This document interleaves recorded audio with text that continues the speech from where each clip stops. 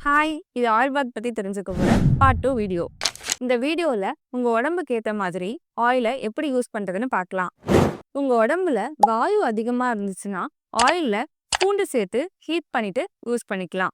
Heat பாடியா இருக்கவங்க ஆயில்ல சீரகம் சேர்த்து ஹீட் பண்ணிட்டு யூஸ் பண்ணிக்கோங்க. கோல்ட் பாடியா இருக்கவங்களும் ஆயில் பாத் பண்றப்ப சளி பிடிக்கிறவங்களும் ஆயில்ல மிளகு சேர்த்து ஹீட் பண்ணி யூஸ் பண்ணிக்கோங்க. ஆயில் பாத் எடுக்கிறப்ப என்னெல்லாம் பண்ணக்கூடாதுன்னு பார்ப்போம்.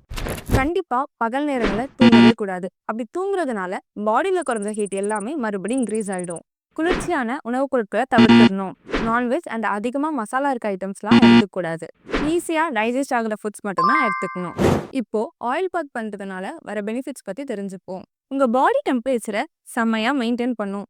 நம்ம ஸ்கின்னுக்கு நல்ல மாய்ஸ்சரைசிங்கான எஃபெக்ட்ஸ் கொடுக்கும். போன் ஸ்ட்ரென்த்துக்கும் ரொம்பவே நல்லது. பிளட் சர்க்குலேஷனை நல்லாவே இம்ப்ரூவ் பண்ணும். ஐ அண்ட் மெமரி பவரை பூஸ்ட் பண்ணுது. அண்ட் ஹேர் க்ரோத்துக்கு ரொம்பவே ஹெல்ப் பண்ணுது. இந்த வீடியோ பார்த்த எல்லாருமே இனி கண்டிப்பாக ஆயில் பாத் ஃபாலோ பண்ணுங்க.